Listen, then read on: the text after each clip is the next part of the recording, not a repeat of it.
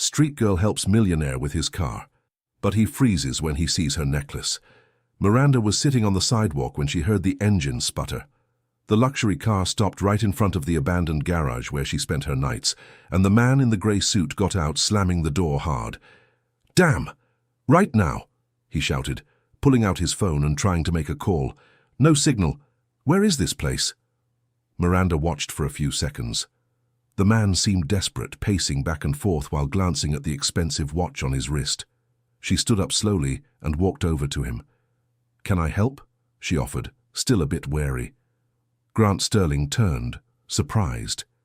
He didn't expect to find anyone there at that time of night, least of all a young woman who appeared to be living on the streets. "You?" He looked her up and down, noticing her worn-out clothes and the long braids that were a bit messy. "No thanks. I'll call a tow truck." "It'll take at least 2 hours to get here," Miranda commented, approaching the hood. "This neighborhood is far from everything. But if you want, I can take a look. I've been working on cars since I was little." Grant hesitated. He had a very important meeting in less than an hour, and he couldn't afford to miss it. Against all his instincts, he finally nodded in agreement. Miranda opened the hood with skill and began examining the engine. Her hands moved with the confidence of someone who truly knew what they were doing. Grant watched, impressed, but kept his distance. "It's the belt," she diagnosed after a few minutes. "It's loose. I can do a temporary fix, but you'll need to replace it soon." She grabbed some tools from an old box she kept in a corner and got to work. Grant checked his phone every few seconds, his anxiety growing.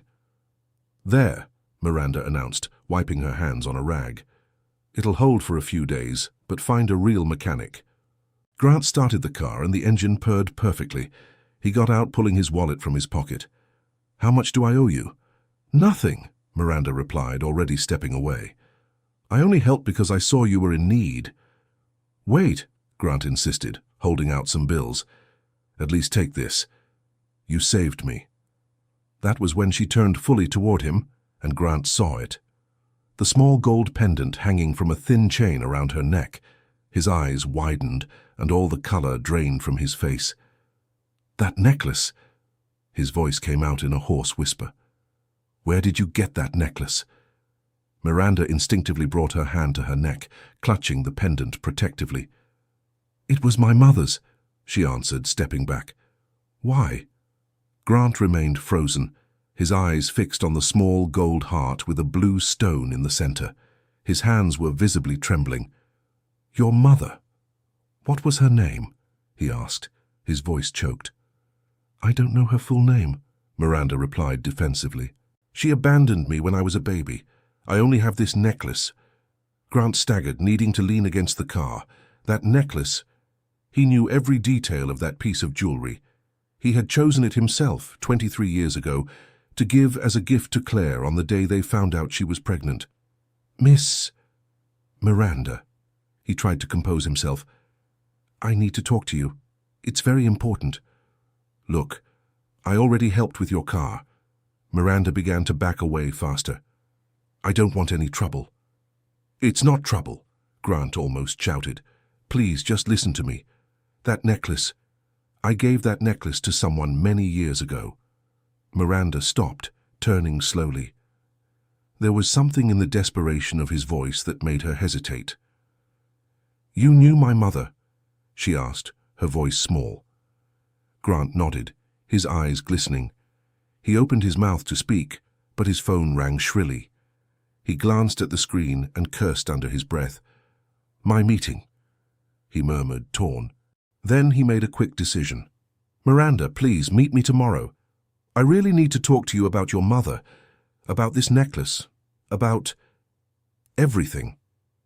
He pulled a card from his pocket and handed it to her along with the money she had refused earlier. "Tomorrow at 2 in the afternoon at this address. Please come, it's more important than you think." Miranda took the card hesitantly. Grant Sterling, president of Sterling Dynamics. The address was in an upscale part of Miami she had never set foot in. I'll think about it," she murmured. Grant got into the car, but before leaving, he rolled down the window. "Claire Vance," he said, looking into her eyes. "Your mother's name was Claire Vance, and she didn't abandon you, Miranda. She never abandoned you." He drove off, leaving Miranda standing in the middle of the street, the card in one hand and the other pressing the necklace against her chest. Claire Vance. For the first time in 22 years, she had a full name to put to the blurred face from her few memories. Dear listener, if you're enjoying the story, feel free to hit like and especially subscribe to the channel. It really helps us newcomers. Now, continuing. The next morning, Miranda had barely slept. She had spent the whole night rummaging through the few things she kept in an old backpack, looking for any clue about her past. All she had were the necklace, a faded photo of a baby, herself, and a worn pink blanket that, according to Mrs. Martha from the boarding house where she grew up, was with her when she was left at the door of a church. Grant hadn't slept a wink either. After the meeting, which by a miracle he managed to get through despite the whirlwind in his mind, he went straight home and spent hours in his study, rummaging through drawers he hadn't opened in years. He found what he was looking for in a folder at the back of the safe: photos, documents, and that letter Claire had left before disappearing. At exactly 2 o'clock, Miranda stood in front of the mirrored building of Sterling Dynamics. She had swapped her usual clothes for a pair of jeans and a simple blouse borrowed from a friend. Still, she felt completely out of place among all those people in suits. "Can I help you?" the receptionist asked with a professional smile that didn't reach her eyes. Mr. Grant Sterling asked me to come." Miranda showed the card. The woman raised an eyebrow, clearly doubtful. She picked up the phone and dialed a number. "Mr. Sterling? There's a young lady here saying you called her—" "What? Yes, sir, right away." The change was instant. The receptionist hurriedly stood up, her smile now genuine. "Please, follow me. Mr. Sterling is waiting." The elevator climbed 20 floors in a matter of seconds. Miranda wrung her hands nervously, the necklace feeling heavier around her neck than ever before. When the doors opened, Grant was already waiting in the hallway. "Miranda," he looked as if he had aged 10 years in one night. "Thank you for coming. Please come in." The office was enormous with a panoramic view of the city, but Miranda barely noticed the luxurious decor.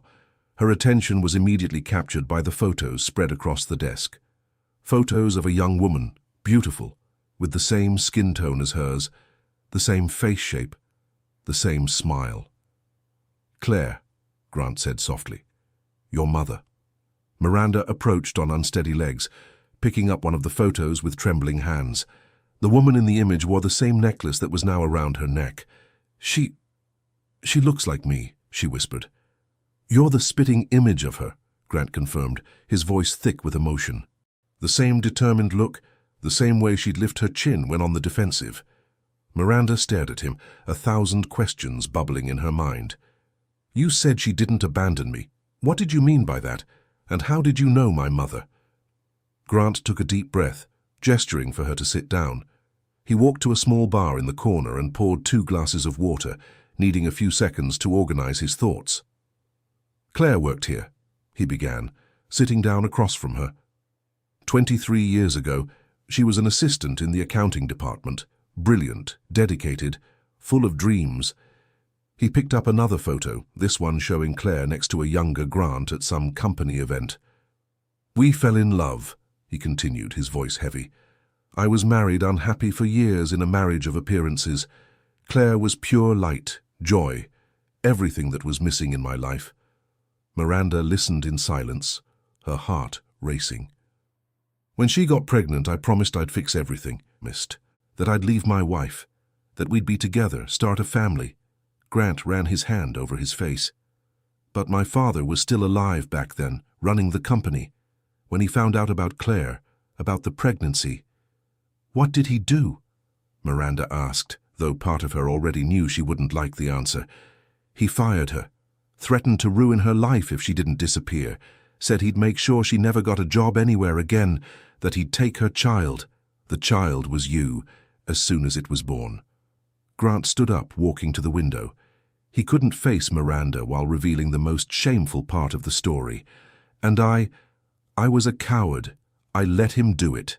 I chose the company, the money, the social standing instead of fighting for you two." The silence in the office was deafening. Miranda felt a mix of anger, sadness, and something she couldn't define. So she ran away, he concluded, to protect me. I tried to find her. Grant turned around, tears streaming down his face. When my father died 2 years later, I searched everywhere. I hired detectives, offered rewards, but Claire had completely vanished.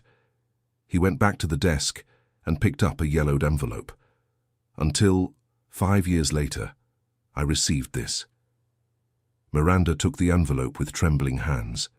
Inside was a single sheet of paper, the handwriting feminine and careful. Grant, I know you looked for me. Please stop. Miranda is safe and happy far away from all this. It's better this way. Take care of yourself. Claire. Miranda. Miranda read her own name.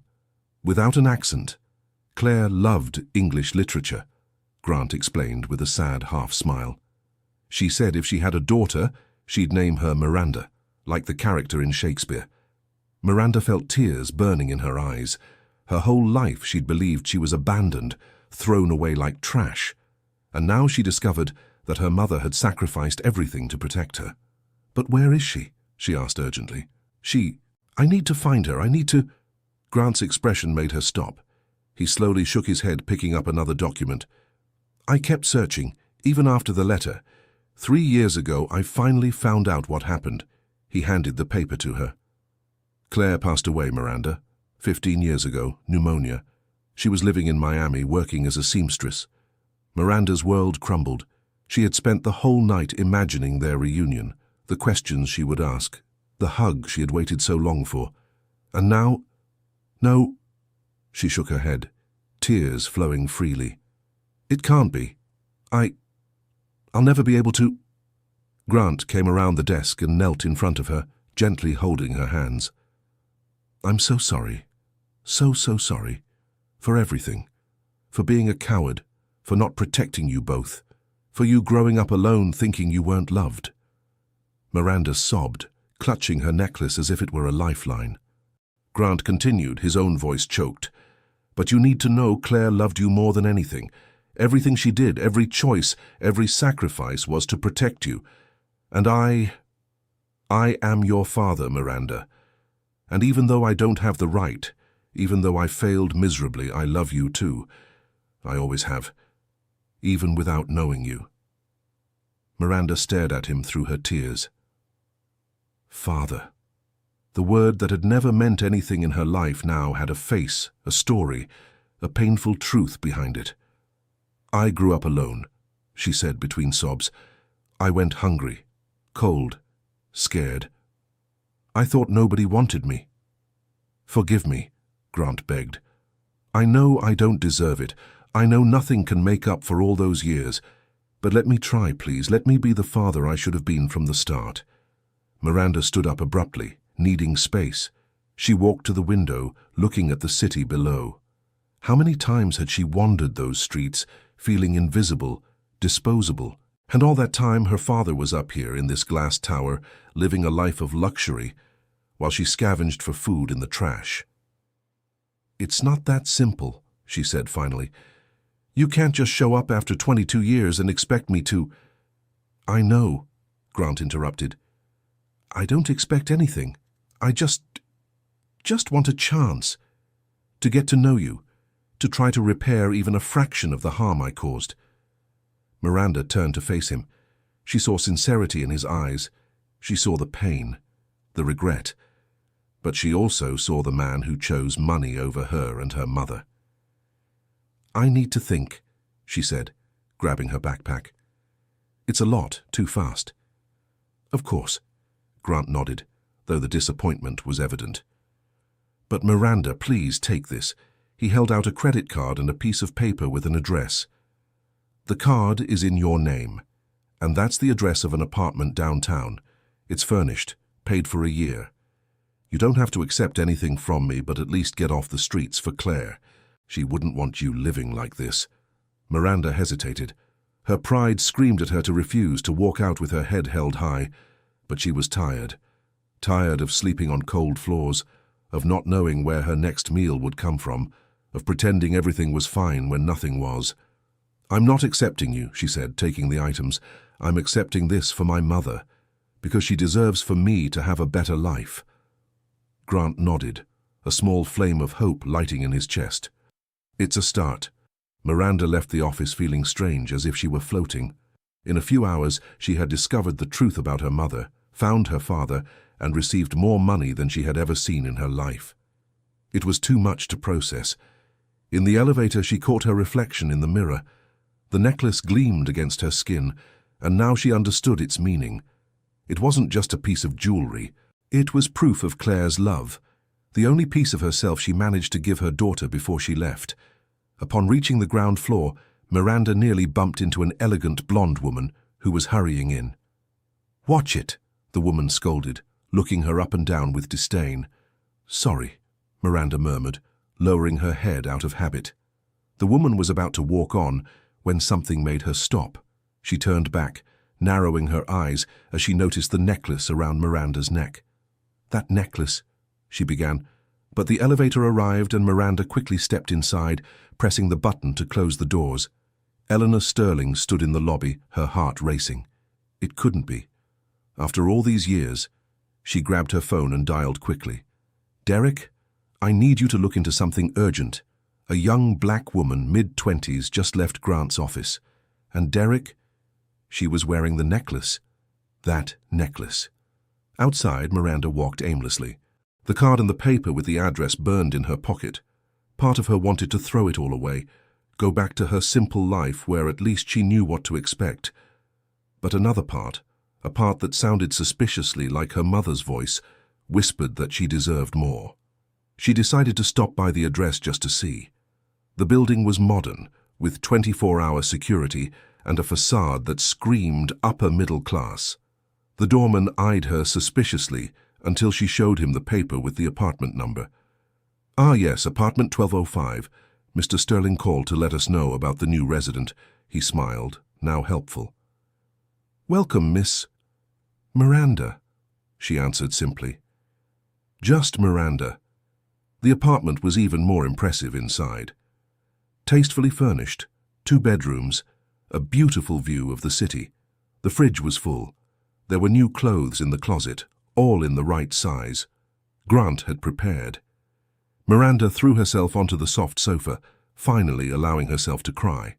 She cried for Claire, the mother she never knew but who loved her so much. She cried for the lost years, for the stolen childhood, for the nights of hunger and cold. She cried for the father she had just found and didn't know if she could forgive. Meanwhile, on the top floor of the Sterling Dynamics building, Grant stared at Claire's portrait in his hands. Eleanor entered without knocking, her face a mask of controlled fury. "So it's true," she spat out the words. "The bastard showed up." Grant didn't even bother to look at her. "She's my daughter, Eleanor, and you will treat her with respect." "Respect?" Eleanor laughed without humor. "For the living proof of your betrayal? For the mistress's daughter?" "For my heir," Grant finally faced her. "Miranda is a Sterling, whether you like it or not." Eleanor went pale. For 20 years of unhappy marriage, the only thing that kept her going was the certainty that one day it would all be hers. Now this girl appeared out of nowhere to steal what was rightfully hers. "We'll see about that," she said before leaving, slamming the door. Grant sighed. He knew Eleanor wouldn't make things easy, but after 22 years of cowardice, he was determined to do the right thing. Miranda deserved to know her story, deserved to have the family she was denied. In the following days, Miranda tried to adapt to her new reality. Waking up in a real bed still felt surreal. Taking a hot shower whenever she wanted, opening the fridge and finding food, these were luxuries she hadn't had in so long she'd almost forgotten how to enjoy them. Grant called every day, always respectful, never pressuring. Sometimes she answered, sometimes she didn't. When they talked, he told stories about Claire, little details that helped Miranda piece together the image of the mother she never knew. "She loved mechanics," Grant said during one of those calls, always curious about how things worked. "Once she took my entire watch apart just to see the mechanism." "And did she put it back together?" Miranda asked, smiling slightly. "Better than before. It never lost a second again. He laughed, and Miranda realized she was smiling too. You got that from her, didn't you? The way with cars? I learned on my own, Miranda replied, the moment of lightness passing. Because I needed to survive. The awkward silence that followed was broken by a knock at the door. Miranda hung up, promising to think about the dinner Grant had suggested, and went to answer. A man in a cheap suit with an oily smile stood in the hallway. Miss Vance? My name is Derek Harrison. I'm a lawyer for the Sterling family. The Sterlings have several lawyers, Miranda replied suspiciously. Grant didn't mention you. Ah, but I don't work for Mr. Grant, Derek clarified, his smile widening. I represent the interests of Mrs. Eleanor Sterling. May I come in? It's about an offer that could be very advantageous for you.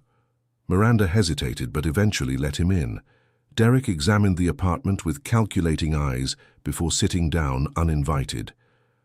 I'll be direct, miss. Mrs. Eleanor is willing to make a deal. $5 million deposited immediately into your account in exchange for your disappearance.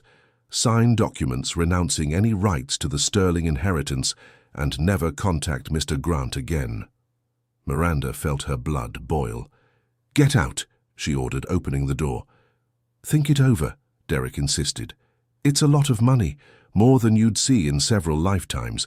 You can start over anywhere, live however you want. I said get out, Miranda repeated, her voice dangerously low. Derek stood up, adjusting his suit. The offer has a deadline, and believe me, it's better to accept the deal than to face Mrs. Eleanor. She can make your life very difficult. Harder than it's already been? Miranda laughed without humor. I doubt it. After he left, Miranda picked up the phone and called Grant. Your wife sent a lawyer here, she said without preamble when he answered. What? Miranda, I'm sorry. I didn't know. $5 million for me to disappear, she continued. That's how much I'm worth to her. You're worth far more than any money, Grant replied firmly. You're my daughter. Don't let Eleanor intimidate you. I'm not intimidated, Miranda clarified. I'm furious. Who does she think she is? Unfortunately, she thinks she owns everything, Grant sighed. Miranda, I need to tell you something. Eleanor and I are getting divorced. We should have done it years ago, but now, finding you gave me the courage I was missing. Miranda was silent, processing the information. Don't do this because of me, she said finally. It's not just because of you. It's for me, for Claire, for all the years wasted in a loveless marriage. Eleanor only cares about money and status. She never wanted children, never wanted a real family. And what's going to happen to the company? The company was always mine, inherited from my father. Eleanor will get a fair settlement, but nothing beyond that. And you're my rightful heir, Miranda, whether you like it or not. The magnitude of what he was saying hit Miranda like a punch. Heir to one of the biggest companies in the city. She, who a week ago was sleeping on the street. That's a lot, she murmured. I know. You don't have to decide anything now. But Miranda, let me protect you this time. Let me be the father I should have been from the start. After hanging up, Miranda stared out the window. The city spread out before her, full of possibilities she never imagined she'd have, but also full of dangers she was only beginning to understand. Eleanor Sterling was not a woman to accept defeat. Sitting in her private office, she analyzed the photos the detective had obtained, Miranda coming and going from the apartment, Miranda talking to Grant in the company parking lot, Miranda at the cemetery where Claire was buried. Are you sure it's her? She asked the detective. DNA doesn't lie, Mrs. Sterling. She's your husband's daughter, no doubt. Eleanor dismissed the man and was left alone planning. She hadn't fought so hard to build her position just to lose it to some nobody who appeared out of nowhere. If Miranda wouldn't take money, she would have to find other ways to make her give up. Meanwhile, Miranda received an unexpected visit. Jasmine, her only friend from the street days, showed up with a huge smile and a tight hug. Girl, when I heard you'd gotten a place, I couldn't believe it. Jasmine looked around, impressed. This is a palace. Miranda served coffee and told her everything. Jasmine listened with her mouth open, shaking her head in disbelief. Your dad is rich, like really rich. A millionaire, Miranda confirmed. And he wants to give me his last name, make me his heir, everything. And you're going to accept, right? Jasmine asked as if it were obvious. I don't know. It's complicated, Jasmine. He abandoned my mother, left me to grow up on the street. But he's trying to make it right now, Jasmine argued. Miranda, how many times did we dream of a chance like this? A family, a home, a future. A family that didn't want me, Miranda countered. A mother who loved you so much she gave up everything to protect you. A father who messed up but is sorry. That's more than a lot of people have. Jasmine was right, and Miranda knew it, but accepting Grant meant also accepting all the pain of abandonment, all the anger built up over years of loneliness. And there's his wife, Miranda added, Eleanor. She hates me. So what? Jasmine shrugged. Let her hate. You've survived worse. You're going to let some society lady intimidate you. Miranda laughed, the first genuine laugh in days. Jasmine always managed to simplify things. Stay here with me, she offered suddenly. The apartment is big. It has 2 bedrooms. I don't want to be alone. Jasmine's eyes widened. Seriously? Seriously? We're family, aren't we? Real family. Chosen family. The two hugged, emotional. At least now Miranda wouldn't have to face everything alone. In the following days, things started to get more complicated. Eleanor intensified her attacks. She spread rumors in the social circle about Grant's bastard daughter. She tried to legally block any paternity acknowledgement. She even went to see Miranda in person. It happened on a Thursday afternoon. Miranda was coming back from the supermarket when she found Eleanor waiting at the building entrance. The woman was immaculate as always, a stark contrast to Miranda's simplicity. We need to talk, Eleanor said without preamble. We have nothing to talk about. Miranda tried to pass, but Eleanor blocked her way. You don't understand what you're doing, Eleanor hissed. Destroying a marriage, a family, a reputation built over decades. I didn't destroy anything, Miranda shot back. You all did that yourselves 22 years ago. Eleanor narrowed her eyes, studying her like a snake studies its prey. You think you're clever, don't you? Showing up now when Grant is vulnerable, needy. But I know women like you. I saw your mother do the same thing. Don't talk about my mother, Miranda warned, fists clenched. Claire Vance, Eleanor spat out the name, the ambitious little secretary who thought she could steal my husband, and look where she ended up, dead and forgotten.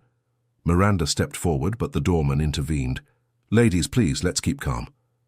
Eleanor adjusted her purse, a venomous smile on her lips. Think carefully, sweetheart.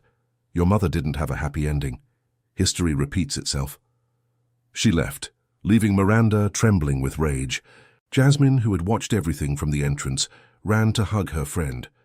Don't mind her, she's just a bitter old woman. She threatened me, Miranda said through gritted teeth. She practically said she'll do to me what they did to my mother. Then tell your father, Jasmine suggested. Grant needs to know what kind of snake he has at home. But Miranda shook her head. She didn't want to seem weak. She didn't want Grant to think she needed protection. She had survived 22 years on her own. She could handle Eleanor Sterling. How wrong she was. In the following days, strange things started to happen. The apartment was broken into, though nothing was stolen. Miranda began receiving silent calls in the middle of the night. Jasmine was followed on her way home from work. This is getting scary, Jasmine said one night after another mysterious call. It's her, Miranda was sure. Eleanor is trying to scare me, and it's working, Jasmine observed. Miranda, you need to tell Grant. This has gone too far. But before Miranda could decide, things got drastically worse. She had gotten a job at a neighborhood auto repair shop, wanting to keep some independence despite Grant's money. The owner, Mr. Arthur, was a kind old man who was impressed with her skills. She was working on a complicated engine when Mr. Arthur approached, his face serious. Miranda, I need to talk to you. She wiped her hands, sensing trouble. I had a visit today, he began, clearly uncomfortable. They said you have a criminal record, that you're dangerous. They threatened to shut down my shop if I kept employing you. What? Mr. Arthur, I know, girl. I know it's all lies. But I can't risk my business. I have a family to support. I'm sorry. Miranda left the shop devastated. Eleanor had struck where it hurt most. Her dignity, her ability to support herself honestly. It was too much. Dear listener, if you're enjoying the story, take a moment to hit like and especially subscribe to the channel. That helps us a lot. We're just starting out. Now, continuing. She arrived home determined to confront Grant, but found Jasmine crying in the living room. "What happened?" she asked, alarmed. "I got fired," Jasmine sobbed. "Out of nowhere, they said they didn't need me anymore. Miranda, I've worked there for 3 years." It hit her. Eleanor wasn't just attacking her, but everyone around her. It was psychological warfare, and they were losing. Enough. Miranda picked up the phone. "I'm ending this now." But it wasn't Grant who answered. It was Eleanor. "Hi, dear." The syrupy voice made Miranda grip the phone tightly. "Grant can't come to the phone right now. He's in the hospital." Miranda's blood ran cold. "What did you do?" "Me?" Eleanor feigned surprise. "Nothing. Grant had a mild heart attack. Stress, you know how it is. Finding out he has an illegitimate daughter. Dealing with divorce. It's too much pressure for a man his age." "Which hospital?" Miranda was already grabbing her keys. "Oh, I don't think it's a good idea for you to come," Eleanor continued casually. "The whole family is here, the real family. Your presence would only cause more stress." Miranda hung up and called the company directly. Grant's secretary, Mrs. Abigail, answered, distressed. "Miranda, thank God. Mr. Grant is at Westside Medical Center. He asked for you before he passed out." Miranda and Jasmine rushed to the hospital. At reception, they had to fight to get information, since Miranda wasn't listed as family. It was Mrs. Abigail who showed up and resolved the situation. "She's his daughter," she said firmly to the nurse, "and he wants to see her." Grant was in the ICU, pale and hooked up to several machines. When he saw Miranda, his eyes filled with tears. "You came," he whispered. "Of course I came." She held his hand, surprised at how much the thought of losing him hurt. "How are you?" "Better now." He weakly squeezed her hand. "Miranda, I need to tell you, the documents. I've signed everything. You are officially my daughter, my heir. Eleanor can no longer—" "Shh," Miranda interrupted him. "Don't talk like that. You're going to be fine. Promise me one thing," Grant insisted. "Don't let her push you away. Don't make my mistake. Fight for what's yours." Before Miranda could answer, Eleanor burst into the room like a hurricane. "What is she doing here?" she demanded. "Security! Eleanor, stop!" Grant tried to sit up. "She's my daughter." "She's a mistake," Eleanor shouted. "A mistake you keep rubbing in my face." "The only mistake was me," Grant replied with surprising firmness. "Marrying you, wasting years on a sham, letting your father buy my soul." Eleanor recoiled as if slapped. "My father? What does my father have to do with this?" Grant laughed bitterly. "Tell her, Eleanor. Tell her how your father and mine made the deal, how they sold me to you in exchange for the merger, how you always knew I didn't love you, but you didn't care as long as you had the name and the money." "You agreed," Eleanor defended herself. "No one forced you. Because I was young and stupid, because I thought love didn't matter, until I met Claire and understood what I had lost." Miranda listened, stunned, the layers of lies and manipulations being revealed one by one. "And now you want to throw it all away for this nobody?" Eleanor pointed at Miranda with contempt. "This nobody is more of a sterling than you'll ever be," Grant declared. "She has her mother's strength, and hopefully she can learn from her father's mistakes. You, Eleanor, only have greed." Eleanor turned to Miranda, pure hatred in her eyes. "This isn't over," she promised before storming out, slamming the door. Grant had to be sedated after the argument. The doctor explained that he needed to avoid strong emotions. Miranda left the hospital feeling guilty. Her presence was literally killing her father. "It's not your fault," Jasmine said in the taxi on the way back. "It's all that witch's fault. But if I hadn't shown up, he'd be living a lie forever," Jasmine finished. "Miranda, you gave him a chance to make things right. That must mean everything to him." At home, they found a surprise. Mrs. Abigail was waiting at the entrance with several boxes. "Mr. Grant asked me to bring these," she explained. "They're your mother's things. He kept them all these years." Miranda opened the boxes with trembling hands. There were photos, many photos.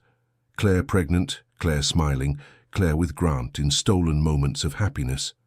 There were also letters, notes exchanged at the office, declarations of love that made the heart ache. In a smaller box, Miranda found other objects.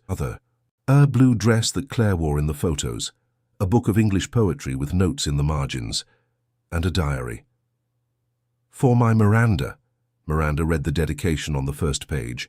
One day, when it's safe, you will read this and understand that love sometimes demands impossible sacrifices. The pages told Claire's story, her love for Grant, the joy of pregnancy, the despair when his father found out, the escape plans, the pain of leaving everything behind. Today, I watched you sleep and promised you would have a better life, one entry said. Even if it means growing up away from me. Grant is weak now, but I believe he will find strength one day. When that day comes, he will look for you. And you, my Miranda, will be strong enough to forgive him or follow your own path. Miranda cried, reading every word. Claire had foreseen everything, had prepared the path, even knowing she wouldn't be there to see it. She loved you so much, Jasmine said, also emotional. And she trusted that Grant would change, Miranda observed. She never lost hope. The phone rang, interrupting the moment. It was the hospital. Grant had gotten worse. Miranda ran back, the diary clutched to her chest. She found the ICU in chaos, doctors rushing back and forth. What happened? She asked desperately. He had another episode, the nurse explained. We're doing everything possible. Eleanor was in the hallway, and for the first time she seemed genuinely shaken. This is your fault, she said to Miranda, but without the usual venom. He was fine until you showed up. He was dying inside, Miranda retorted, living a lie, carrying a guilt that was consuming him. At least now he has a chance to make peace with the past. Eleanor studied her for a long moment. Do you really think it's worth it? Destroying everything we built for a clear conscience? You didn't build anything, Miranda replied calmly. You just piled money on top of lies. That's not a life. They stood in silence, waiting for news. Hours passed. Finally, the doctor appeared.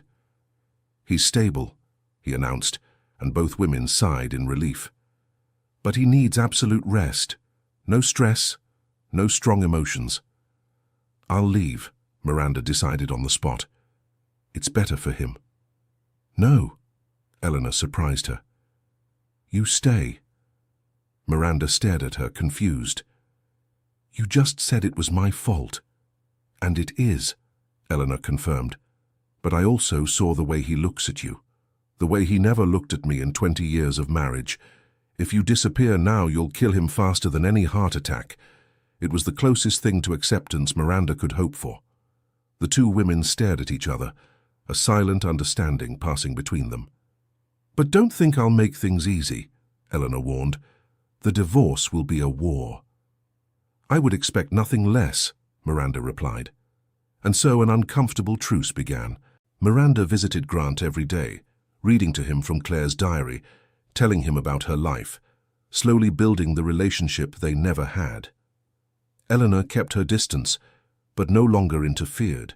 She even began treating Miranda with a cold civility, especially after Grant made it clear his will was irrevocable.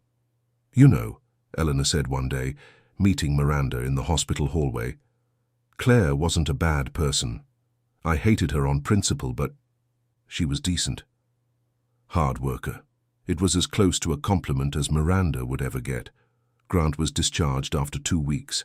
He insisted Miranda move into the mansion with him, but she refused. I need my space, she explained, but I promise to have dinner with you 3 times a week. It was a start. Slowly, father and daughter got to know each other. Grant discovered that Miranda had inherited not only Claire's mechanical skill, but also her sense of humor, her stubbornness, her ability to see beauty in small things. You should go back to school, he suggested one day. Study engineering with your talent. Maybe, Miranda considered. But first I want to open my own shop. Do it my way. Grant smiled, proud. Claire would have said the same thing. Actually, I have something for you. He led her to the garage and showed her a car covered in the corner. It was hers, he said, removing the cover. It was an old blue Beetle, well maintained. Miranda ran her hand over the bodywork, emotional. She loved this car, Grant continued. She spent hours tinkering with it. I kept it all these years waiting for me to show up, Miranda finished. Waiting to have the courage to find you, he corrected. I'm so sorry it took so long. Miranda hugged him, the first real hug between them. I'm sorry too, she whispered. That I can't hug her as well. They worked on the car together in the weeks that followed. Grant didn't understand anything about mechanics, but he held tools and listened as Miranda explained each part, each process. It was his way of connecting, of building memories to make up for the lost ones. Eleanor finalized the divorce with less drama than expected.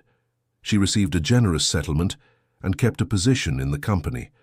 She even developed a reluctant respect for Miranda, especially after watching her turn down several of Grant's offers. You're foolish, she said one day, running into Miranda at the company headquarters. He wants to give you the world, and you keep asking for only what you need. I don't want the world, Miranda replied simply. I just want a family. Eleanor shook her head, but there was something like admiration in her eyes. Claire would be proud, she admitted before leaving. The big test came 6 months later. Grant organized an event to officially introduce Miranda as his daughter and heir. The city's elite would be there, and Miranda was terrified. I don't know if I can do this, she confessed to Jasmine while they were getting ready. Of course you can. Jasmine adjusted the necklace around her neck, the same necklace that had started it all. You faced worse. Sleeping on the street is one thing, facing a room full of rich people judging me is another. Just be yourself, Jasmine advised. It was by being yourself that you won over your father. The event was held in the main ballroom of the city's most luxurious hotel. Miranda entered arm in arm with Grant, wearing a blue dress that reminded her of photos of Claire. The whispers started immediately. Everyone knew the rumors, but seeing her there officially was different. Grant gave an emotional speech about second chances, about the courage to admit mistakes, about love that transcends time.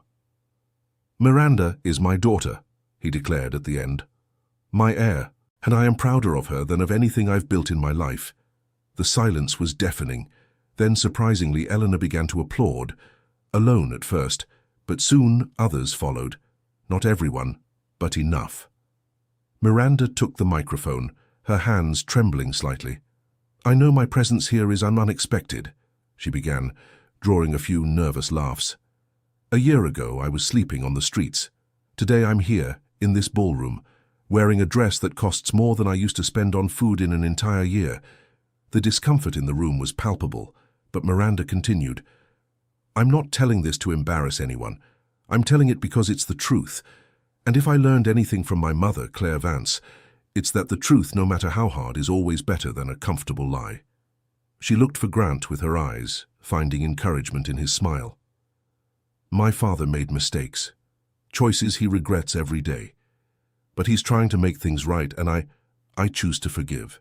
Not because it's easy, but because carrying hatred is too heavy a burden for someone who has already carried so much. Some people nodded, touched by the speech. Others kept skeptical expressions. I'm not asking you to accept me, Miranda concluded. I'm just asking you to give me a chance to prove my worth, not as the sterling heir, but as Miranda. Just Miranda. The applause this time was more genuine. Grant hugged her tightly, tears streaming openly. Claire would be so proud, he whispered. The party went on, and gradually people started approaching, some out of curiosity, others out of interest, but some with genuine warmth. Miranda navigated the conversations with more grace than she expected, always honest, always authentic. It was when she was getting some air on the terrace that the last surprise of the night appeared. An elderly lady, leaning on a cane, slowly approached. You really look just like her, she said in a trembling voice. Miranda turned, confused. Excuse me? Claire, your mother. I was her friend before everything happened. Miranda's heart raced. You knew my mother? Martha Finch. The lady introduced herself. We used to work together. Claire came to me before she fled. She asked me to take care of something. Martha opened her old purse and took out a yellowed envelope. I kept it all these years. Claire said that one day her daughter would show up, that when that day came, I would know. Miranda took the envelope with trembling hands. Her name was written on the front, in Claire's careful handwriting. She knew I would come back. Claire always had faith. Martha smiled. She used to say that true love always finds its way back. It may take time, it may hurt, but it always finds its way. Martha walked away, leaving Miranda alone with her mother's last message. She opened the envelope slowly, as if afraid the words would disappear. My dearest Miranda, if you're reading this, it means you're finally where you always should have been, by your father's side, surrounded by love and opportunities. I know it must have been hard. I know you must have felt anger, abandonment, loneliness. I beg forgiveness for every tear, for every cold night, for every moment you felt alone. But know this, you were never alone. Every star in the sky was my kiss, every gentle breeze was my hug. I was with you every step of the way, even if I couldn't hold your hand. Grant is a good man who made bad choices. Don't judge him by the past, but by his courage to try to make things right. The love he has for you has always existed, even when he didn't have the strength to fight for it. Be happy, my daughter. Be strong, be kind. Be everything I dreamed for you. And when you look in the mirror and see my face in yours, remember, you are the best part of me. The part that survived, that blossomed, that triumphed. With all my love forever and always, Claire. Miranda cried right there on the terrace under the stars that now had new meaning. Grant found her like that, and without saying a word, just held her while she sobbed against his chest. She loved me, Miranda said between tears. She always loved me. Always, Grant confirmed. And I did too, even before I knew you. You were always loved, Miranda. Always. They stayed like that for long minutes, father and daughter united by the memory of the woman they loved. When they finally went back to the party, something had changed. Miranda carried herself differently, more confident, more complete. The rest of the night passed in a blur. Miranda met cousins she didn't know she had, aunts and uncles who received her with cautious curiosity, grandparents who cried upon seeing Claire's ghost in her. When she finally got home, exhausted but strangely happy, she found Jasmine waiting up. So, how was it? Miranda threw herself onto the couch, her dress wrinkling. It was intense, but good. I think I made it. Of course you did, Jasmine said proudly. You're amazing, Miranda Sterling. Vance, Miranda corrected automatically, then paused. Or maybe that Vance Sterling, to honor both parts of me. I like it, Jasmine approved. Your mother would have loved it. In the months that followed, Miranda found her rhythm. She opened her auto repair shop with Grant's support, but insisted on building her clientele from scratch. She hired homeless youth, offering them the chance she never had. Grant visited often, sometimes just to watch her work. The pride in his eyes was worth more than any inheritance. You turned a curse into a blessing, he said one day, watching her teach a teenager how to change oil. I learned from the best, Miranda replied, touching Claire's necklace. Eleanor occasionally stopped by, always with some professional excuse. But Miranda noticed she was changing too, becoming less bitter, less obsessed with status. You know, Eleanor said during one of those visits, I was jealous of Claire, not just because Grant loved her, but because of her courage. To love without reservations, to sacrifice everything for that love. You can have that too, Miranda offered gently. It's never too late to start over. Eleanor smiled, a genuine smile for the first time. Maybe you're right. A year passed. Miranda's shop flourished. Her relationship with Grant strengthened, and the pain of the past slowly turned into gratitude for the present. It was on the anniversary of Claire's death that everything came full circle. Miranda, Grant, Jasmine, and surprisingly, Eleanor went together to the cemetery. We brought flowers, Miranda said to the simple grave. White lilies. Grant said they were her favorites. They stood in silence for a moment, each lost in their own thoughts. Thank you, Grant finally said, for loving our daughter when I couldn't. for being strong when I was weak, for giving me the chance to make things right, even if late. Eleanor stepped forward, placing her own flowers. "Forgive me," she said simply. "For the jealousy, the hatred, everything. You deserved more." Jasmine squeezed Miranda's hand as she knelt before the grave. "Hey, Mum," she began, her voice breaking. "I wish you were here to see this. I made it. I found our way back, just like you always knew I would." She touched the cold headstone, imagining the warmth of the hug she never received. "I promised to take care of him," she continued, "and I promised to be the woman you dreamed I'd be. Strong, kind, true, like you." A gentle breeze passed through the cemetery, making the flowers dance. Miranda smiled through her tears, feeling finally complete. Back in the city, life went on. Miranda expanded the shop, created a training program for underprivileged youth. Grant supported every initiative, happy to see the family money being used to transform lives. "You know what Claire would say if she saw all this?" he asked one day, watching the young apprentices working. "What?" Miranda asked, though she suspected the answer. "That it was worth it," Grant smiled. "Every tear, every sacrifice. It was worth it to see you shine." Miranda hugged him, Claire's necklace warm between them. Yes, it had been a painful journey. Yes, there were scars that would never fully disappear. But there, in that moment, surrounded by love and purpose, Miranda Vance Sterling finally understood. Some stories need to be broken to be rebuilt stronger. Some loves need to be lost to be truly found. And sometimes, just sometimes, the happy ending comes disguised as a gold necklace around the neck of a street girl who had the courage to believe in second chances. And so what began with a broken car on an ordinary night turned into a story of redemption, forgiveness, and unconditional love. Claire, wherever she was surely smiling. After all, true love always finds its way back. Always. End of story. Now tell us what you thought of the story and where you see us from. Do you think Miranda was right to forgive Grant? We'd love to read your opinion. Thanks for joining us. Leave your like and subscribe for more emotional stories.